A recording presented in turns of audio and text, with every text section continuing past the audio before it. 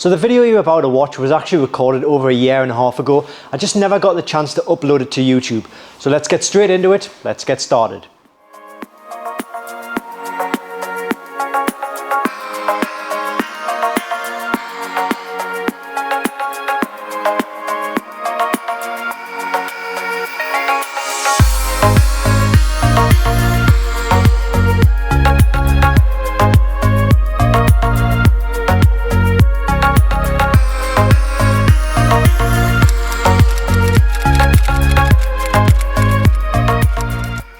It's a Porsche 991 Carrera S, and it's a lovely car. It really is a nice car.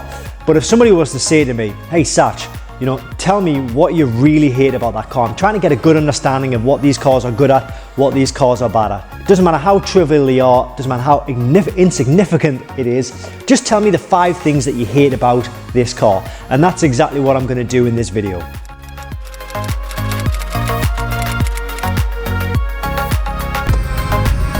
Now for the very first one, I suspect the microphone isn't going to be picking any of this up, but I can hear them right now. The car has so many rattles and vibrations. To name a few, we've got vibrations along the top of the door card here, where the window buttons are. That door card as well, in the center of the door card and at the top. The roof lining, the rear pillars, I would say both rear pillars, and the rear side door cards as well. All of those things are just producing so many horrific vibrations and rattles and shakes, and I really wouldn't expect that of a car of this stature, or a car which originally cost this amount of money. It almost makes me embarrassed to drive the car. I certainly don't really want to put anybody else in this car because it's going to make them think so much less of the brand. That's not why I'm selling this car, because my intention was to take the door cards off and get all of these problems and little rattles solved, which I've done in previous cars. I'm happy to do, but it's just so annoying that it is a thing. My previous 991, that was exactly the same. I spent hours, days, weeks looking and searching for rattles and trying to find fixes, which I did eventually, but you just shouldn't have to do that in a car like this.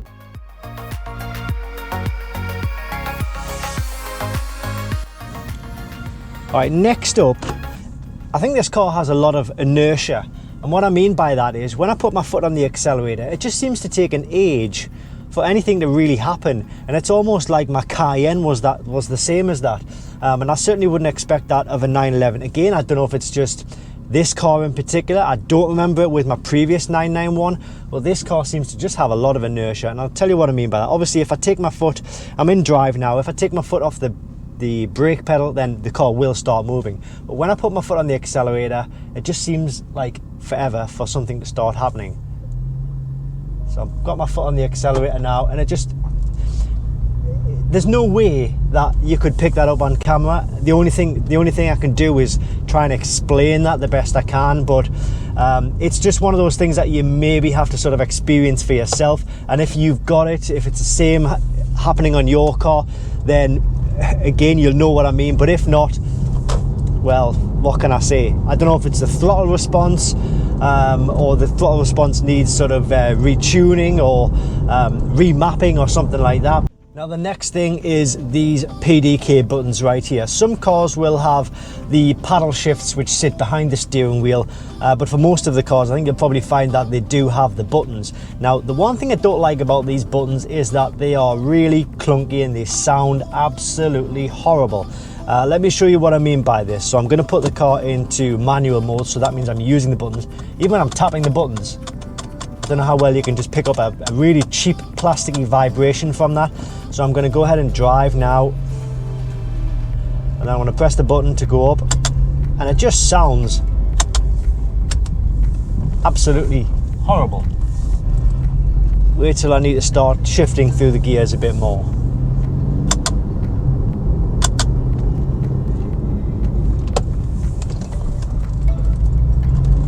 I'll try that again as we're going up in speed. I'll come down. It just sounds really, really cheap. It's something that you feel. It's one of the things that you've got your hands on most of the time. So I think they really, really missed a trick here, Porsche. And one thing that really annoys me. For the next thing, a lot of people that I speak to seem to be perfectly okay with this. But it's actually the sportiness of the interior. Now, I don't necessarily mean the dashboard and the console, because I believe that's absolutely fine. It's perfectly acceptable. It's very nice for a sports car, in fact. I think I'm more specifically talking about the seats that we have here. These are the standard seats. Now, even the standard seats in a car like this, I believe they should be quite sporty. In fact, these are quite the opposite. Other than the top ends of the seat, yeah, that looks kind of sporty, but the bottom end and the way the bolsters are and the way they hold you in place when going around corners, they're supposed to do a better job, I feel, than they actually do. So I just feel that these seats here, they're just nothing to write home about. They don't offer anything in the way of sort of sports luxury like you would expect from a Porsche 911 that you're paying a lot of money for. Now, my daily driver is a BMW 3 Series. It's a Touring M Sport, which it's a 320. You know, it's not top of the line or anything like that, but the seats on that car, they hold you a hell of a lot better than these seats do. And I'd expect a lot less of the seats in the BMW than I do of the Porsche. So something not quite right there in my mind. A lot of people that I speak to, I ask them about it and they say, well, they don't mind it. So maybe it's just me, maybe I expect too much. Now, the next thing I hate is actually something which is well documented, and most Porsche owners do know about this, but it still doesn't make it a pleasurable experience. It's when you're driving at slow speeds, mainly when it's cold, you'll experience a popping noise or popping sensation or a juddering sensation coming from the steering wheel, almost like the wheels are sort of off their track and they're being sort of jolted by something. Let me show you what I mean. I'm not sure how well you'll be able to pick it up, but I'm going to put the wheel on full lock here. Right, yeah, so I can feel it sort of popping a little bit. You're probably not going to get anything from this video with regards to that, because like I say, you feel it through the steering wheel and it feels like a sort of a popping noise, or it's almost like I don't know, how do I explain it, like it's vibrating, or it just doesn't sound like it's right. Now, I've asked a Porsche technician about this, and he said it was the geometry of the setup of the wheels or something like that. So it is correct, it is supposed to do that apparently, but it does it on a lot of the 991s, does it on some 997s, it does it on like the Caymans, the Boxsters as well of the same era. So unfortunately, it's just one of those things that you've got to live with. But if it's generally quite coldish, you'll notice it a lot more than you will in the summertime or when the temperatures are quite warm. Oh, and there's one more thing that I'd like to mention as well as like an additional extra. It's to do with the brake squeal on this car. Again, Porsche technician said that brake squeal on the 991 is perfectly normal. I don't get it all the time on this car, I must say. It picks and chooses when it does it. My last Carrera 991, the squeal was there constantly. So I don't know, any you 991 owners experiencing brake squeal? It's quite embarrassing when you've got quite a high-end sports car and you're pulling up at a set of traffic lights or a zebra crossing and people are looking at your car thinking, is that squeal coming from that car? It's quite embarrassing. But Porsche have said it's perfectly normal. But other than the things that I've already mentioned, you know, I really do like this car. It's a great car. But if you are maybe looking to buy one of these cars, then maybe go through the things that I've mentioned. Do these things exist in the car that you're looking to buy, or indeed do these things exist in the car that you currently have? I would be curious to know if this is an isolated incident for any of these things I've mentioned, or indeed it's just a characteristic of the 991 in general. Please put a comment in the box below. I'd really appreciate your feedback on these matters. So thanks for watching. If you want to see more videos on my Porsche 997, my Porsche 991 GTS Targa, then by all means hit that subscribe button.